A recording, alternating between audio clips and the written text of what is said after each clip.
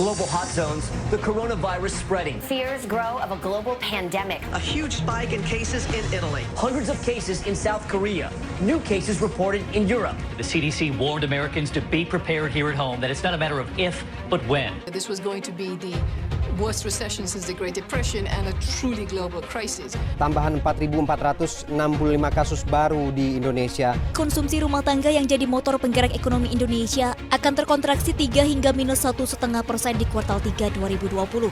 Resesi akibat pandemi COVID-19 telah terjadi di lebih dari 100 negara di dunia. Walaupun Indonesia belum mengalaminya, namun kontraksi telah terjadi pada kuartal 2 tahun ini. Kontraksi ekonomi tersebut mengakibatkan pukulan permintaan secara makro di Indonesia. Terlebih, konsumsi merupakan penggerak ekonomi andalan Indonesia dengan kontribusi lebih dari 60%. Jika tidak kunjung diatasi, maka akan terjadi U-shaped recovery yang dapat diartikan bahwa pemulihan ekonomi akan berlangsung lama. Pandemi COVID-19 yang masih terus berjalan hingga saat ini membuat perekonomian dunia, tak terkecuali Indonesia, menghadapi ketidakpastian yang besar. Saya Edgar. Dan saya Alan dari Yudhistira Brothers akan mengulas dampaknya bagi IHSG dan emiten JPFA. Kontraksi ekonomi membuat IHSG terkoreksi dari yang semula berada di angka 6.200 menjadi 3.937 pada akhir Maret lalu. Apabila menilik kondisi pasar modal secara global, sebenarnya penurunan pasar saham ini tidak terjadi secara signifikan. Paul Krugman berpendapat bahwa terdapat decoupling antara financial market dengan real economy, atau dalam istilah populernya disebut dengan Wall Street tidak lagi terpengaruh dengan Main Street. Overcapitalization yang terjadi sejak kebijakan quantitative easing pada tahun 2008 membuat pasar keuangan global relatif stabil dalam guncangan perekonomian makro. Meskipun demikian, memang pasar emerging market tidak memiliki kekuatan sebesar mature market, dalam hal ini market Amerika dan Eropa. Sehingga dapat disimpulkan bahwa IHSG terpengaruh namun tidak akan separah yang terjadi pada tahun 1998 lalu. Suku bunga Bank Indonesia dan inflasi mengalami penurunan. Suku bunga Bank Indonesia turun 1% dari semula 5% menjadi 4%. Pada tingkatan ini, suku bunga relatif masih kompetitif jika dibandingkan dengan negara lain, sehingga resiko capital outflow yang memperlemah nilai tukar rupiah masih terukur. Sedangkan, pada data inflasi terlihat terjadi penurunan dari 2,72% menjadi 1,32%.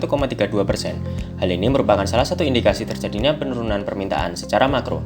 Bagi investor, hal ini dapat menurunkan nilai investasi yang telah mereka tanamkan akibat penurunan nilai mata uang. Bagi perusahaan basic industri seperti JPFA, peristiwa deflasi ini perlu diwaspadai karena dapat memporak-porandakan valuasi aset.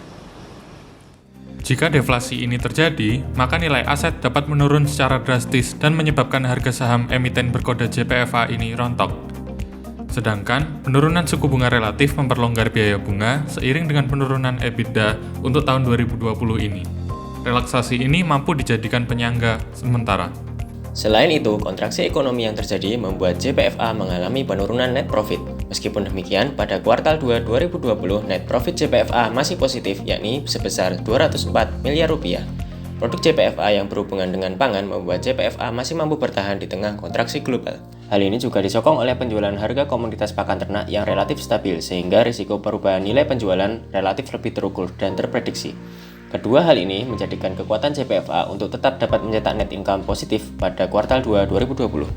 Analisis fundamental dengan metode relative valuation didapatkan bahwa PER JPFA berada di angka 12,09 termasuk kompetitif jika dibandingkan dengan kompetitornya yaitu Cepin 29,5 dan Main 6,16.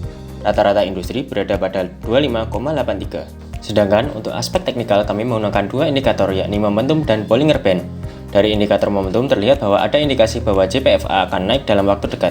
Di sisi lain, indikator Bollinger Band, harga saat ini masih berada dalam range volatilitas harga rata-rata dari 20 hari ke belakang, sehingga diprediksi dalam waktu dekat akan ada kecenderungan kenaikan harga. Sebagai kesimpulan, IHSG masih menjadi salah satu indeks emerging market yang menarik bagi kita untuk berinvestasi di tengah segala ketidakpastian yang terjadi saat ini. Dengan berbagai analisis dan pertimbangan yang kami lakukan, kami merekomendasikan buy emiten JPFA dengan target price 1.267. Hal ini mengingat dalam kondisi pandemi, JPFA masih menunjukkan kinerja yang positif serta harga yang masih reasonable.